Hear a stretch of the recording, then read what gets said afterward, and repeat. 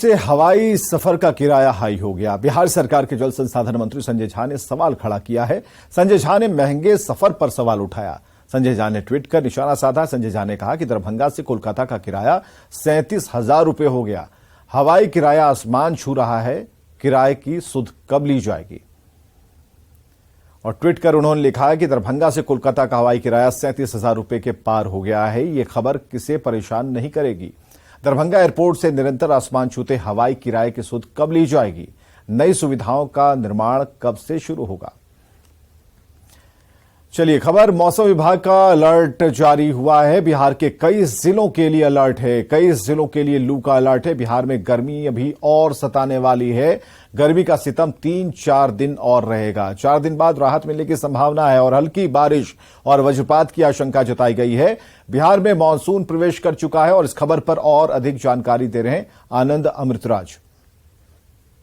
बिहार में मानसून का प्रवेश हो चुका है, लेकिन बिहार के कई जिले अभी भी जबरदस्त गर्मी से जूझ रहे हैं। राजधानी पटना का आलम भी कुछ ऐसा ही है। आशीष सर हमारे साथ हैं, मौसम वैज्ञानिक, और ये बताएंगे कि बिहार में मानसून, पूरे बिहार में मानसून का प्रवेश कब तक हो जाएगा और फिलहाल स्थिति क्या है।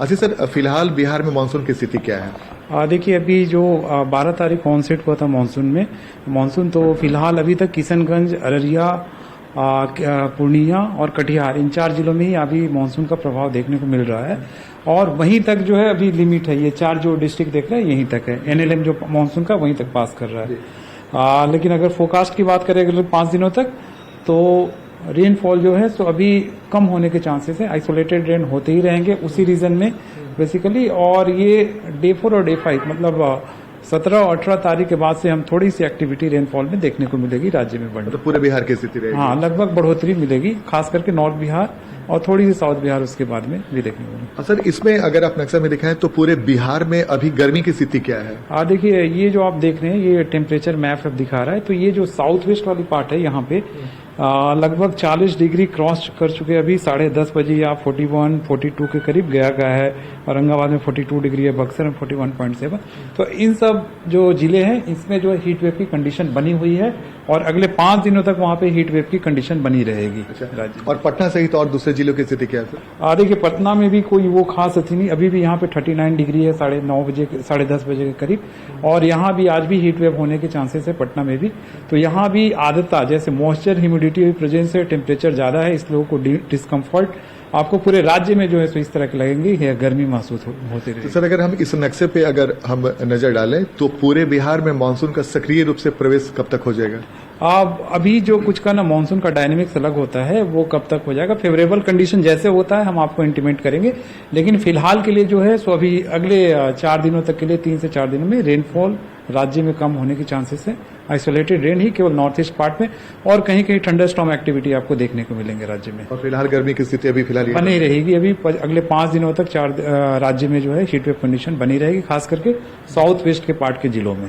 तो आने वाले 4 से 5 दिनों तक गर्मी की स्थिति ऐसी ही बनी रहेगी। लेकिन जैसा कि आशीष जी ने बताया कि 20 तारीख के आसपास पूरे बिहार में मानसून का प्रवेश हो सकता है, ऐसी संभावना हो सकती है। लेकिन फिलहाल बिहार के कई जिलों के लोगों को गर्मी का सितम है वो फिलहाल झेलना होगा।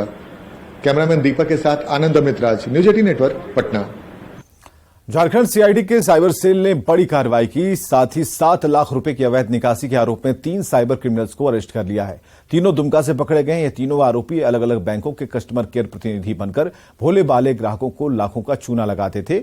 इनके पास से 3 mobile, 5 SIM card, ATM card, passbook, pan card और चेकबुक मिले हैं।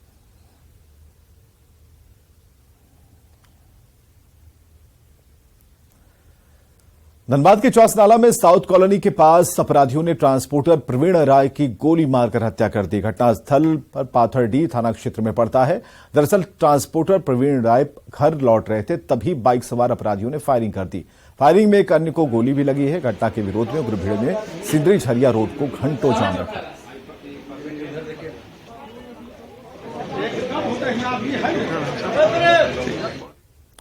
और बांका के रजौन थाना क्षेत्र के चिलकावर का एक वीडियो वायरल हो रहा है और इस वीडियो में दिख रहा है कि विवाह दहेज से जुड़ा बताया जा रहा है। दावा है कि इस वीडियो में गर्भवती बहू को उसके ससुराल वाले प्रताड़ित करके घर से निकाल रहे हैं, क्योंकि बहू के घर वाले दहेज के 5 लाख रुपए नहीं दे रहे। घटना के बारे में बताया जा रहा है कि रानी कुमार की शादी पिछले साल चिल्कावर के राजेंद्र मंडल के बेटे भानु कुमार से हुई थी। शादी के कुछ महीने बाद से ही दहेज के 5 लाख रुपए ससुराल वाले लगातार मांगे जा रहे थे। दहेज की इतनी बड़ी रकम के लिए बीते 7 जून को रानी कुमारी की पिटाई की गई और उसे घर से बेदखल कर दिया, जिसके बाद रानी अपने पिता और परिवार वालों के साथ 13 जून को ससुराल पहुंची थी। उसके वहां पहुंचते ही ससुराल वाले इस कदर बिगड़े कि घर के बाहर ही अपनी बहू और उसके घर वालों की पिटाई शुरू कर दी। न्यूज़ 18 इस वायरल वीडियो की पुष्टि नहीं करता।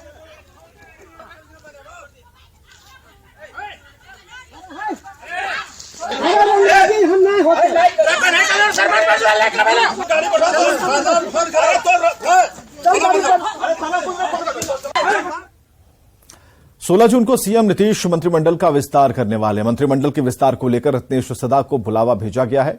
रत्नेश सदा अकेले मंत्री पद की शपथ लेंगे या फिर आरजेडी और कांग्रेस के विधायक भी शपथ लेंगे, इस पर और अधिक जानकारी दे रहे हैं आनंद अमृतराज।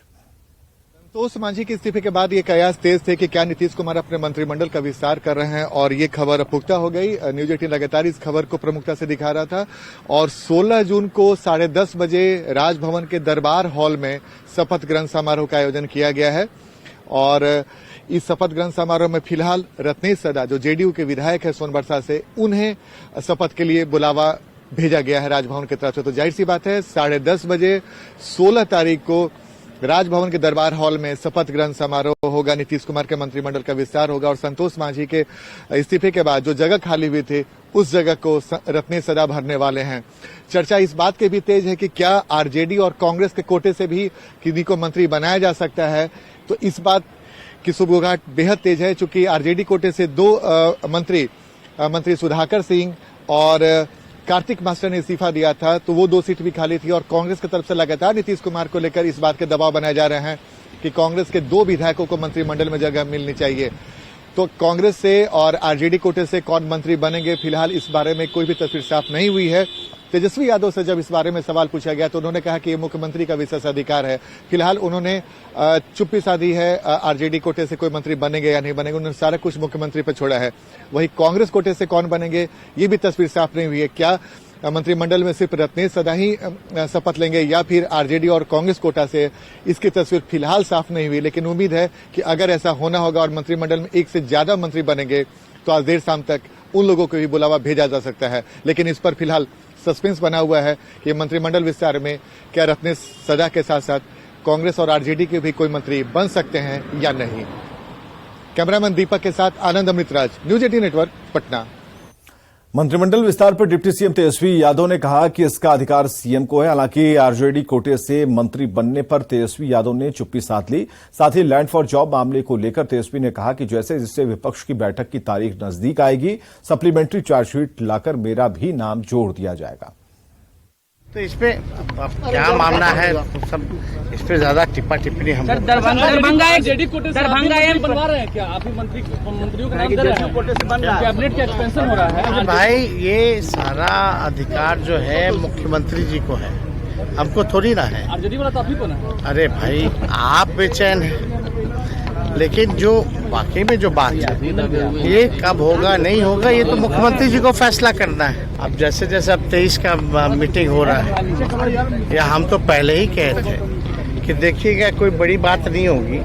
अभी तक मेरा चार्जशीट में नाम नहीं है, लेकिन जिस हिसाब से देश में माहौल बन रहा है, विपक्ष गोलबंद हो रहा है, तो हो सकता है कि सप्लीमेंट्री चार्जशीट ला करके मेरा भी नाम जोड़ दिया जाए।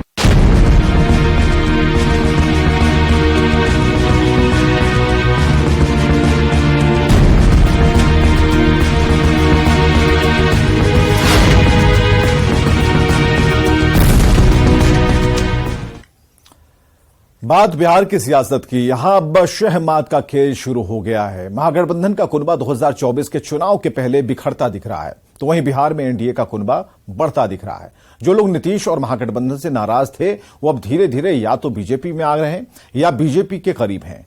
कल नीतीश कैबिनेट से इस्तीफा देकर संतोष सुमन ने सीएम नीतीश को बड़ा झटका दिया। अभी संतोष सुमन की पार्टी क्या करेगी इसका स्टैंड साफ नहीं है, लेकिन संकेत मिल रहे हैं कि संतोष सुमन एनडीए का हिस्सा हो सकते हैं। इसके पहले आरसीपी सिंह, जो कभी नीतीश कुमार के बेहद करीब थे, वो अब बीजेपी में हैं उपेंद्र कुशवाहा और मुकेश सहनी भी बीजेपी के करीब बताए जा रहे हैं। चिराग पासवान और पशुपति कुमार पारस भी 2024 में बीजेपी के साथ रहेंगे। तो क्या इस तरह से बिहार में लवकुश, महादलित और अति पिछड़ा के वोट महागठबंधन से अलग होकर बीजेपी के पाले में चले जाएंगे? इस सवाल पर बिहार में सियासत तेज हो गई है और हर राजनीतिक दल अपने अपने हिसाब से इसका आकलन करने में जुटा है।